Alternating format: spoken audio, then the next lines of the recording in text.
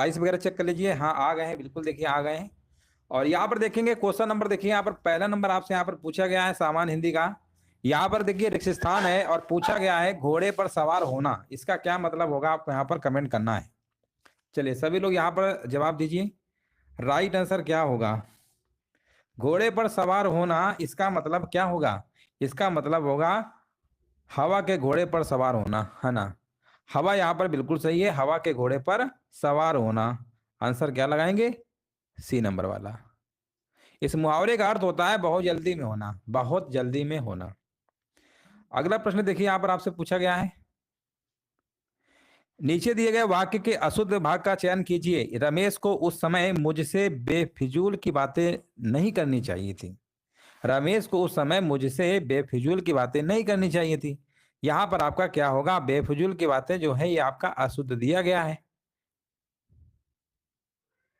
ना। यहाँ पर शुद्ध वाक्य क्या होना चाहिए था, रमेश को उस समय मुझसे बेफिजूल, है ना, बेफिजूल की बात नहीं करनी चाहिए। यहाँ बातें की जगह बात होना चाहिए था, है ना, बात होना, बेफिजूल की बात नहीं करनी चाहिए थी। रमेश को उस समय मुझसे बेफिजूल की बात नहीं करनी चाहिए थी।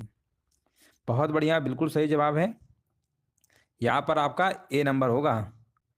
प्रतिभा शब्द के समानार्थी शब्द से निम्न वाक्य में रिक्त स्थान की पूर्ति करिए। विजय में यहाँ पर लिखा हुआ है शक्ति प्रबल है, शारीरिक शक्ति प्रबल है, या पाचन शक्ति प्रबल है, या मेधा शक्ति प्रबल है। तो यहाँ पर अगर हम बात करेंगे तो आप कहेंगे सर प्रतिभा शब्द के जो पर्यायवाची होता है ना, प्रतिभा, विजय में प्रतिभा शक्ति प्रबल है, प्रतिभा होना चाहिए था। अब प्रतिभा देखिए, प्रतिभा के समानार्थी क्या होते हैं, तो आप कहेंगे सर बुद्धि होता है ना। और कौन कौन सा होता है आपका, मेधा भी होता है, ठीक है ना। तो यहाँ पर मेधा होगा, विजय, विजय में मेधा शक्ति क्या है, प्रबल है, याद रखिएगा। मेधा यहाँ पर बिल्कुल सही है, मेधा आपका आंसर होगा। हाँ, ये प्रतिभा का पर्यायवाची ही होता है। यहाँ पर देखिए आपको बताना शुद्ध वाक्य यहाँ पर चयन करिए, क्या होगा। लिखा हुआ राम ने पढ़ता होगा, लड़की पुस्तक पढ़ी है, सुरेश ने गीते गा रहा था। अच्छा, शुद्ध वाला पूछा गया है, मेरे पिताजी से रोटी नहीं खाई जाती, है ना। देखिए पहला वाला तो आपका गलत है। आप कहेंगे राम ने पढ़ता होगा, ये क्या चीज हो सकती है, गलत है ना। यहाँ होना चाहिए था राम पढ़ता होगा, होना चाहिए था राम पढ़ता होगा, राम ने पढ़ता नहीं होगा। दूसरा जो लिखा है यहाँ होना चाहिए था लड़की पुस्तक पढ़ती है, लड़की पुस्तक पढ़ती है होना चाहिए था, पढ़ी है नहीं पढ़ती है, यहाँ पर पढ़ती होना चाहिए था, है ना। ये सब आपके गलती दिख रहे हैं। सुरेश गीत गा रहा था होना चाहिए था, सुरेश गीत होना चाहिए था, गीत गा रहा था। ये सब गलत है, तो इसका मतलब ऑप्शन नंबर चौथा ये आपका सही है। यहाँ पर लिखा हुआ है वह एक उत्तम व्यक्ति है, उक्त वाक्य में आपको उत्तम का विलोम बताना है, क्या होगा, उत्तम का विलोम आपका अधम होता है ना, बिल्कुल सही है। यहाँ पर देखिए वाक्यांश के लिए आपको बताना है बिजली की तरह चमकने वाला, बिजली की तरह चमकने वाले के लिए आपका विद्युत प्रभ होगा, विकल्प आपका यहाँ पर भी आपका सही है। किस वाक्य में आपकी अशुद्धि दी गई है, आगरा के निकट दो रेलगाड़ियों की टक्कर हो गई। अब रेलगाड़ियों तो गलत ही लिखा हुआ है ना, रेलगाड़ियों क्या है, गलत लिखा हुआ है। आंसर क्या होगा, बिल्कुल सही होगा रेलगाड़ियों। रेलगाड़ियों में जो मंत्र लगाया है ना ना ना, बड़ी यहाँ छोटी की होनी चाहिए था, रेलगाड़ियों ऐसी होनी चाहिए थी। तो ये वाला शुद्धि था आपका। एक मुहावरे का अर्थ बताना, छक्के छुड़ाना। छक्के छुड़ाना का मतलब होता है हरा देना। नेक्स्ट प्रश्न आपसे पूछा गया है, मुहावरे का सही अर्थ वाला विकल्प बताइए। लिखा हुआ है अगस्त्य का समुद्र पान, है ना। यहाँ पर बताइए इसका आंसर क्या होगा। 9 नंबर में जवाब यहाँ पर असंभव कार्य करना, बी होगा। अगला प्रश्न है, यहाँ पर बताइए कौन सा एक वाक्य संकेतवाचक सर्वनाम का नहीं है। कौन सा नहीं है, तो यहाँ पर लिखा है ना नदी में पानी नहीं है। नदी में पानी नहीं है, इसमें कहीं आपको संकेतवाचक सर्वनाम दिख रहा, नहीं दिख रहा। ये मेरी पुस्तकें हैं, ये लड़का, वह आदमी, ये सब आपके क्या है, संकेतवाचक आएंगे। जो कि आंसर आपका यहाँ पर बिल्कुल सही आंसर आपका है ना। निश्चयवाचक, संकेतवाचक वही सब होता है। निम्नलिखित वाक्य में रेखांकित खंड के स्थान पर प्रयुक्त होने वाले सबसे उपयुक्त विकल्प का चयन करिए। बच्चों को काटकर आम खिलाओ, बच्चों को काटकर आम खिलाओ कि आम काटकर बच्चों को खिलाओ, है ना। यहाँ होना चाहिए था आम काटकर खिलाओ, बच्चों को आम काटकर खिलाओ, बच्चों को आम काटकर खिलाओ, ये होना चाहिए था, है ना।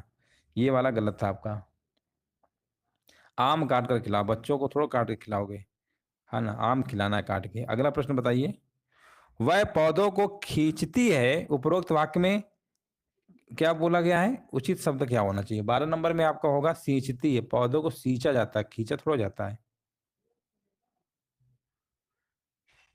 हाँ हाँ, बहुत बढ़िया, बिल्कुल सही है। नमस्ते नमस्ते, सभी को नमस्ते, है ना। यहाँ पर देखिए, निम्नलिखित वाक्य में रेखांकित शब्द का पर्यायवाची शब्द क्या होगा? पर्यायवाची आपसे पूछा गया है, आपको बताना है। विनीत होना सभी सभी के बस की बात नहीं है ना। तो यहाँ पर जो आपका है ना, यहाँ पर रेखांकित मान लो विनीत है, और विनीत का पर्यायवाची क्या होगा? तो विनीत का पर्यायवाची आपका होता है सुशील होता है। यहाँ पर देखिए आपका विकल्प दिया गया है, आपको यहाँ पर बताना है ना। यहाँ पर आंसर कही बताइए, जो बात पहले कभी नहीं हुई हो उसके लिए एक सार्थक शब्द यहाँ पर क्या होगा? तो उसके लिए आपका अभूतपूर्व होगा। बहुत बढ़िया। यहाँ पर देखिए परमार्थ, परमार्थ का विलोम पूछा गया है। परमार्थ का विलोम होता है स्वार्थ होता है। 15 नंबर का आपका डी नंबर वाला बिल्कुल बिल्कुल सही आंसर आपका है। आगे बढ़ेंगे। जहां एक ही वर्ण की बार बार आवृत्ति होती है, वहां पे जो अलंकार होता है अनुप्रास अलंकार होता है। जैसे हमने एग्जाम्पल कहा, तरन तनुजा तट तमाल त्रिवर बहुच्छाय, इसमें ता वर्ण आपको बार बार देखने को मिलेगा। 13 नंबर में, 13 नंबर में कहाँ भैया? 13 नंबर में क्या पूछा था, क्या बोला था? देखिए लिखा है, रेखांकित शब्द का पर्यायवाची क्या होगा? विनीत होना सभी के बस की बात नहीं। ये तो एक सेंटेंस लिखा है ना, और यहाँ पर इसमें पूछा था जो रेखांकित है उसका पूछा था पर्यायवाची क्या होगा? तो रेखांकित का सुशीली होगा, है ना। विनीत क्या है? रेखांकित, वो तो एक सेंटेंस लिखा था। तो सेंटेंस में जो आपका विनीत शब्द है ना, तो उसका पर्यायवाची पूछा था, ठीक है ना। तो उससे मतलब नहीं था, वो सिर्फ उस शब्द का पर्यायवाची आपको बताना था। क्लियर हो गया? आगे बढ़ेंगे। वह मात्रिक समछंद जिसके प्रत्येक चरण में 16 मात्राएं होती हैं, उसे हम क्या कहते हैं? उसे हम कहते हैं चौपाई कहते हैं। हिंदी राम काव्य परंपरा के अंतर्गत एक विशिष्ट कृति है, कौन सी है? 18 नंबर रामचंद्रिका। रामचंद्रिका जानते हैं किसकी है? केशव दास की है भैया, केशव दास की है, याद रखिएगा। केशव दास जानते ही हैं, रीत काल के कवि हैं, इनकी और भी रचनाएं हैं। आप कहेंगे सर कौन कौन सी है? कवि प्रिया है, रसिक प्रिया है ना, ये सब इन्हीं की तो हैं। आगे बढ़ेंगे।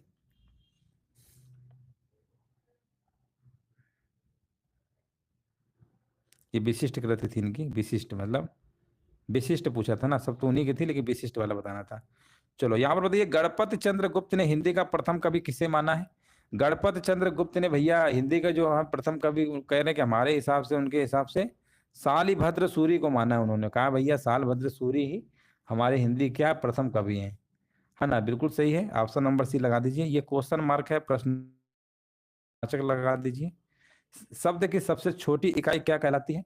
तो शब्द की छोटी इकाई वर्ण कहलाती है, वर्ण या अक्षर जो भी ऑप्शन में दिया हो। तालब्य ध्वनि कौन सी है? तालब्य में देखिए ट्रिक हमने आपको बताया था, के टी एम डू करके, है ना। पहला कंठ तालब्य, तालब्य में आपका कौन सा आएगा? चा वर्ग आएगा, है ना। चा वर्ग आता है, साथ में इसमें या भी आता है और सा भी आता है, और छोटी ई भी आता है और बड़ी ई भी आता है। ये सब आपके चा वर्ग में पूरे आएंगे, चा छा जा जा यहाँ तक वो, या सा भी आएगा, छोटी बड़ी ई, ये सब आपके किस में आते हैं? तालब्य में आते हैं।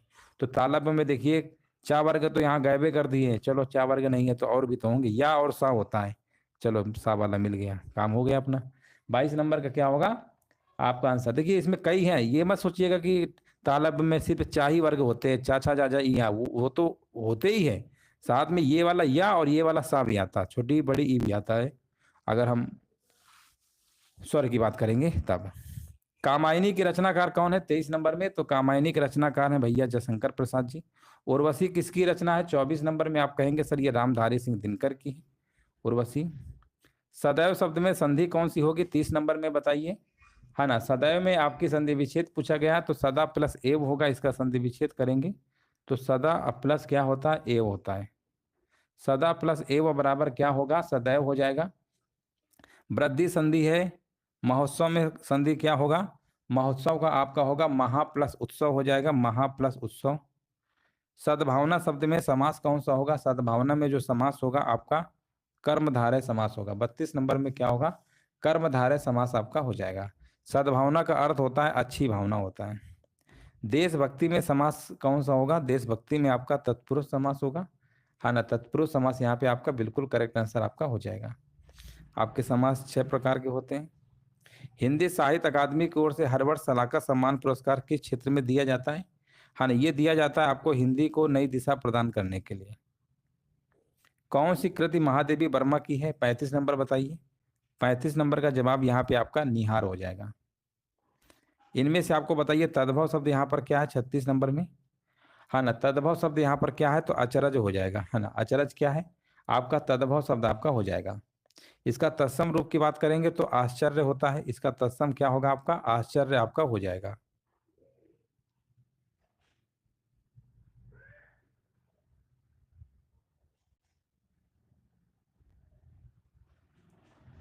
है ना, बिल्कुल देखिए करेक्ट आंसर आपका है। चलिए आगे बढ़ते हैं।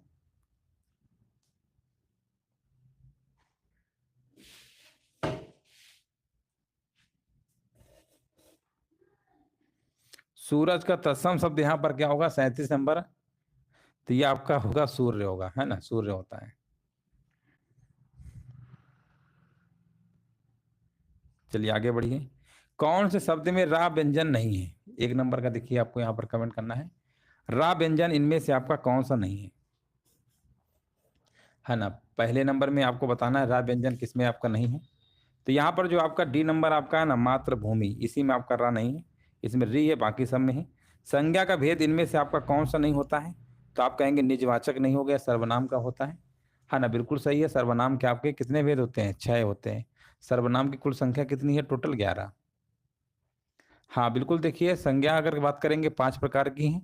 व्यक्तिवाचक, जातिवाचक, द्रव्यवाचक, समूहवाचक और भाववाचक।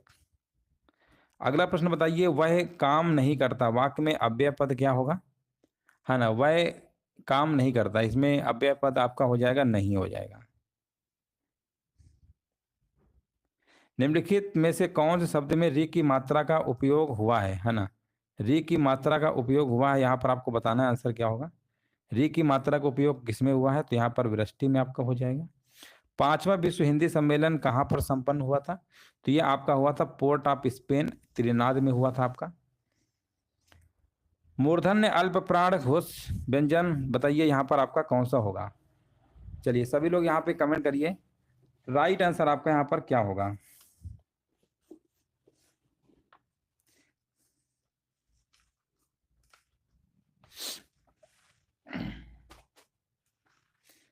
चलिए 5 नंबर का देखिए, यहाँ पर 6 नंबर का देखिए जवाब बताइए सभी लोग यहाँ पर क्या होगा। जवाब भी देखिए हमारे बीच आ चुका है। हाँ बिल्कुल सही जवाब है, 6 नंबर का कह रहे हैं यहाँ पर, ऑप्शन नंबर बी बिल्कुल सही है ना। मूर्धन्य भी है आपका। अल्प प्राण में क्या होता है? पहला, तीसरा, पांचवा आपका होता है ना। तो बिल्कुल सही आपका हो जाएगा। हाँ बिल्कुल सही आंसर आपका है ये। आपका घोष भी हो जाएगा, आपका अल्प प्राण भी है और आपका मूर्धन्य भी है। आगे बढ़िए। ने किस कारक का चिन्ह है यहाँ पर 7 नंबर में? तो कर्ता ने, पहला ही ऑप्शन है। इनमें से बताइए कौन सा सर्वनाम है ना। कौन सर्वनाम है यहाँ पर आपको बताना है 8 नंबर में। 8 नंबर में देखिए यहाँ पर जवाब क्या होगा? आप होगा, बिल्कुल सही है। इनमें से बताइए विशेषण कौन सा है 9 नंबर में? विशेषण आपका यहाँ पर शांत हो जाएगा, है ना। यहाँ पर बताइए फेयरवेल का हिंदी पर्याय क्या होगा 10 नंबर में? तो ये आपका विदाई होता है ना। फेयरवेल पार्टी नहीं मनाते हैं, देखे होंगे। चलिए आगे बढ़ेंगे। इनमें से तत्सम शब्द का चयन करिए। तत्सम शब्द यहाँ पर आपका मुख है। मुख कैसा है आपका? तत्सम शब्द है ना। मुख यहाँ पर आपका बिल्कुल सही आंसर आपका हो जाएगा। हिंदी साहित्य का 9वां रस इनमें से कौन सा है? 12 नंबर में बताना है। तो 12 का आपका बी है, शांत रस। हिंदी को राजभाषा बनाने का निर्णय कब लिया गया? है ना। क्वेश्चन नंबर 13 नंबर में आपका लिया गया था 14 सितंबर 1949 को। अज्ञान शब्द का तद्भव रूप यहाँ पर क्या होगा? 14 नंबर में अज्ञान का अजान होता है। मंत्रकारी शब्द का तद्भव रूप यहाँ पर क्या होगा? 15 नंबर में मंत्रकारी का आपका मदारी होगा, जो कि पहले ही ऑप्शन आपका यहाँ पर बिल्कुल सही आंसर आपका हो जाएगा। मंत्रकारी का तद्भव क्या होता है? मदारी होता है। विस्मरण, विस्मरण का विलोम यहाँ पर क्या होगा? विस्मरण का विलोम आपका हो जाएगा स्मरण हो जाएगा। तत्पुरुष का सही संधि विच्छेद यहाँ पर क्या होगा? 17 नंबर में तद प्लस पुरुष बराबर क्या होता है? तत्पुरुष होता है। 17 नंबर का यहाँ पर आपका डी नंबर होगा, व्यंजन संधि होगी, है ना। बिल्कुल देखिए यहाँ पर करेक्ट आंसर दिया गया है।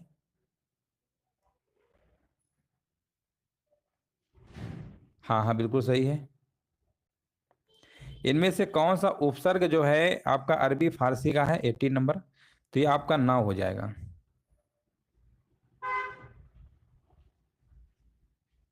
उप, कु और पर ये आपके संस्कृत हिंदी के हैं, ठीक है। क्रोध रस का स्थायी भाव क्या होता है? क्रोध किस रस का स्थायी भाव है? क्रोध। क्रोध यानी ये आपका होता है, किसका होता है? रौद्र रस, रस का, रौद्र रस मतलब रौद्र रस का क्या होता है स्थायी भाव? क्रोध होता है। अच्छा बताइए, एक और प्रश्न आपके सामने है, अद्भुत रस का स्थायी भाव क्या होता है? रौद्र रस का तो हमने बता दिया कि क्रोध होता है, जो कि यहाँ लिखा हुआ है। अद्भुत रस का स्थायी भाव आपका क्या होता है? विस्मय होता है, विस्मय होता है। वीर रस का स्थायी भाव आपका उत्साह होता है, क्या होता है? उत्साह होता है। भयानक रस का आपका क्या होता है? भय होता है, भयानक का भय होता है। दंत वत्स महाप्राण घोष व्यंजन कौन सा है? इसमें आपको बताना है। 20 नंबर में आपको बताना है, दंत भी होना चाहिए, है ना। तो यहाँ पर आंसर क्या होगा? महाप्राण भी होना चाहिए, ता था दा धा, महाप्राण में दूसरा चौथा आता है, तो यहाँ पर धा वाला होगा, बिल्कुल सही है। मिलनसार शब्द में कौन सा प्रत्यय लगा हुआ है? मिलनसार में अगर हम प्रत्यय की बात करेंगे तो प्रत्यय आपका बाद में जुड़ता है, सार हो जाएगा। उपसर्ग और प्रत्यय आपके क्या होते हैं? शब्दांश होते हैं। 22 नंबर में बताना है, आपकी विदेश यात्रा मंगलमय हो, ये किस प्रकार का वाक्य है? ये आपका कैसा है? ये आपका इच्छावाचक आपका हो जाएगा। त्रिपुरा राज्य की राजभाषा कौन सी है? त्रिपुरा की आपकी है, आपकी कौन सी है राजभाषा? आपकी बांग्ला है, वहां की याद रखिएगा, बांग्ला। कौन सी भाषा 8वीं अनुसूची में शामिल आपकी नहीं है? तो ये आपकी मिजो नहीं है, गुजराती, बोडो, मलयालम आपकी ये सब क्या है? शामिल है ना। ये आपकी शामिल नहीं है, अंग्रेजी भी शामिल नहीं है, भोजपुरी भी शामिल नहीं है। अध्यापिका नृत्य सिखाएंगी, इस वाक्य में क्रिया का कौन सा आपका काल का बोध करा रही है? सिखाएंगी 25 नंबर में आपका सामान्य भविष्य काल के बारे में बता रहा है। 4 विकल्प आपके सामने, आपको बताना है। स्त्रीलिंग क्या होगा? तपस्वी का स्त्रीलिंग क्या होगा? तपस्विनी हो जाएगा, पहला ही विकल्प आपका यहाँ पे बिल्कुल करेक्ट आंसर आपका है। सही बहुवचन वाला आपको विकल्प बताना, तलवार का बहुवचन क्या होगा? तलवार का होगा तलवारें, है ना। 27 नंबर का ए होगा। ह्रस्व व दीर्घ इनमें से किसके प्रकार हैं? तो ये कहीं ना कहीं स्वर के ही होते हैं, ए नंबर लगा दीजिए। इनमें से कौन शब्द आपका पुल्लिंग दिया गया है? पुल्लिंग की बात करेंगे तो राष्ट्र शब्द आपका पुल्लिंग में है ना, राष्ट्र कैसा है? पुल्लिंग है। और ये सब आपके योग्यता, इच्छा, रक्षा क्या है? स्त्रीलिंग में आपके आएंगे। किस शब्द का प्रयोग सदा बहुवचन में होता है? प्राण, आंसू, है ना, ये सब आपके किस में आते हैं? ये सब आपके आते हैं बहुवचन में आते हैं, है ना। प्राण, आंसू, दर्शन, ये सब आपके बहुवचन में आते हैं। इनमें से कौन सा ऊष्म व्यंजन है? तो तीनों सा और हा। दी गई जोड़ियों में से कौन जोड़ी सही संज्ञा व उससे बनने वाले विशेषण शब्द की है? विशेषण शब्द की आपसे पूछा गया है, तो पहला ही है आपका पक्ष और पाक्षिक।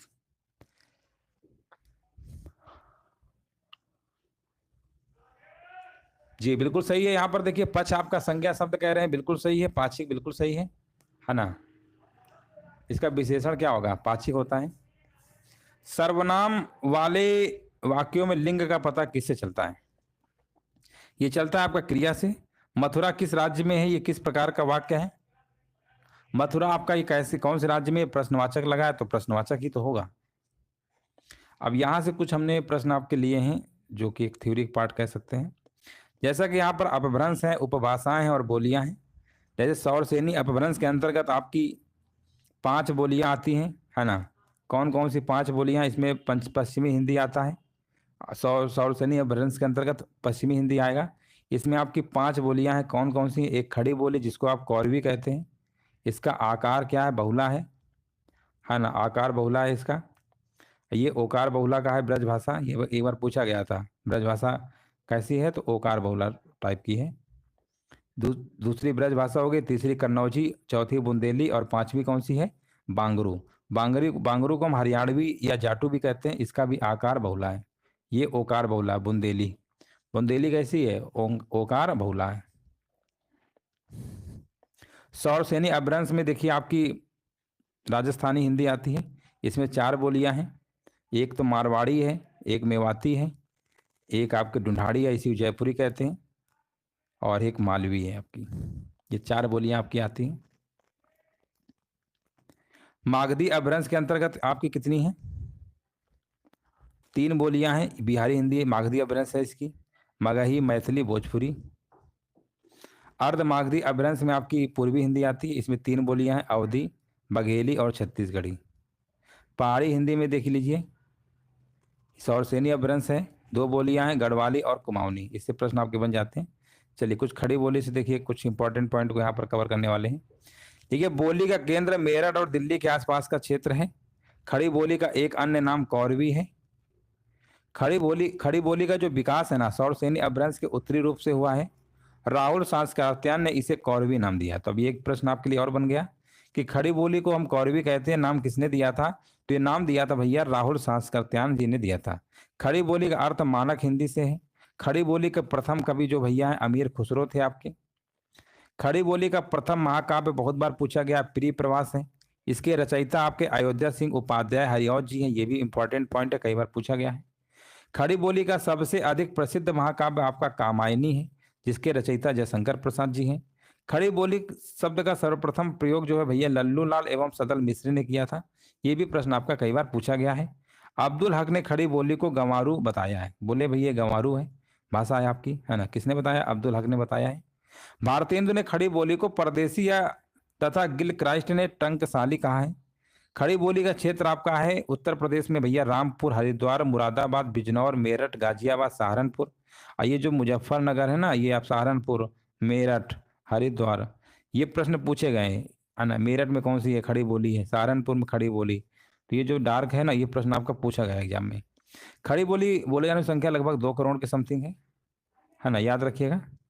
और यहाँ पर देखेंगे, यहाँ पर नेक्स्ट पॉइंट आपका लिखा हुआ है, सुनीत कुमार चटर्जी ने देवनागरी लिपि के स्थान पर रोमन लिपि स्वीकार करने का सुझाव दिया था। ये कह रहे थे देवनागरी की जगह भैया कौन सी लिपि स्वीकार करिए? रोमन लिपि। रोमन नंबर जानते ही होंगे। गारो जो है आपके यहाँ पर, गारो क्या है? मेघालय राज्य की बोली है। बांग्ला त्रिपुरा की राज्य भाषा है। गुजरात राज्य में सबसे पहले देवनागरी लिपि का प्रयोग हुआ। एक इंपॉर्टेंट पॉइंट है कि किस राज्य में सबसे पहले देवनागरी लिपि का प्रयोग हुआ, तो आंसर क्या बताएंगे? गुजरात में। विश्व हिंदी सचिवालय जो है कहाँ पर है? ये मॉरिशस में। इससे भी हमने कई बार प्रश्न आपको बताया है। डिंगल भाषा को भाट भाषा के नाम से भी क्या है जानते हैं? श्याम सुंदर दास ने देवनागरी लिपि में पंचमाक्षर के बदले अनुस्वार के प्रयोग का सुझाव दिया। अपभ्रंश भाषा आर्य परिवार की भाषा है। केंद्रीय हिंदी निदेशालय का जो मुख्यालय है भारत की राजधानी नई दिल्ली में। पाली शब्द का अन्य नाम क्या है? प्राकृत है आपका। पाली शब्द का संबंध बौद्ध साहित्य से है। केंद्रीय हिंदी संस्थान जो है आगरा में स्थित है। केंद्रीय हिंदी संस्थान कहाँ है? आगरा में है। संस्कृत आर्य परिवार की भाषा है। निबट्ठा जो है बघेली की उपबोली है। निबट्ठा जो है बघेली के क्या है? उपबोली है। ये भी प्रश्न आपका कई बार पूछा गया है। चंद्र शर्मा गुलेरी ने अपभ्रंश के लिए पुरानी हिंदी शब्द का प्रयोग किया है। पाली भाषा संस्कृत भाषा की अपभ्रंश है। वर्तमान हिंदी का प्रचलित रूप खड़ी बोली है। भाषा शब्द संस्कृत की भाष धातु से बना है, जिसका अर्थ होता है बोलना या कहना होता है। अगला पॉइंट है आपका बोली का क्षेत्र जब थोड़ा विकसित हो जाता है और उसमें साहित्य की रचना होने पर उपभाषा बन जाती है। देवनागरी लिपि का सर्वप्रथम प्रयोग जयभट्ट के शिलालेख में देखने को मिलता है। भारतवर्ष के लिए हिंदी भाषा का नाम सबसे पहले राजा राम मोहन राय ने सुझाया था। राजा राम मोहन राय। तमिल, तेलुगु, कन्नड़, मलयालम द्रविड़ भाषा परिवार की है भैया। ये द्रविड़ भाषा परिवार की याद रखिएगा। कन्नड़, मलयालम, तेलुगु, तमिल है। विश्व की लगभग 3000 भाषाओं में 13 भाषा परिवारों में बांटा गया है। जयपुरी बोली का स्थानीय नाम आपका ढूंढाड़ी है। जयपुरी बोली का स्थानीय नाम क्या है? ढूंढाड़ी है, याद रखिएगा। और काशिका का जो भैया विकास है ये वाराणसी से। इससे भी प्रश्न आपका कई बार पूछा गया है। काशिका कहाँ का है? वाराणसी। अवधि का मतलब होता है अवध की भाषा। भारत की संपर्क भाषा हिंदी एवं विश्व की संपर्क भाषा इंग्लिश है आपकी। वर्तमान में भारत में जो बोली जाती है भाषाएं, उनका क्रम है, पहले हिंदी बोली जाती है, उसके बाद बांग्ला, फिर मराठी, फिर तेलुगु, फिर तमिल। ये क्रम भी आपको याद रखना है। सब ज़्यादा बोली जाती है हिंदी, उसके बाद आपकी ये बांग्ला है, फिर आपके मराठी है, फिर आपके तेलुगु है, फिर आपकी तमिल है। तो ये क्रम थोड़ा याद रखिएगा कि हिंदी के बाद कौन सी आपकी दूसरे नंबर पे बोली जाती है।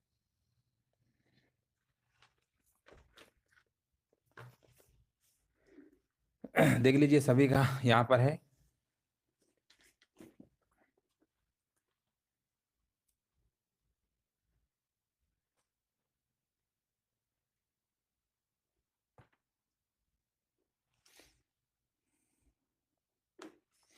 चलिए एक प्रश्न देखिए, आपको बताना है बनाफरी जो है किसकी उपबोली है, कौन सी भाषा की उपबोली है? बनाफरी, है ना। बनाफरी जो है कौन सी भाषा की उपबोली है बनाफरी? इसका आंसर दे दीजिए, फिर क्लास को यहीं से विराम देते हैं, है ना। बनाफरी जो है कौन सी भाषा की उपबोली है ना। बुंदेली, बुंदेली, बनाफरी बुंदेली, है ना। बुंदेली की उपबोली है बनाफरी, याद रखिएगा, एग्जाम में पूछा गया है। बुंदेली, बुंदेली, है ना। बनाफरी मतलब बुंदेली। क्लियर हो गया? बहुत धन्यवाद आप सभी का। सभी को जय हिंद, सभी को वंदे मातरम। देखिए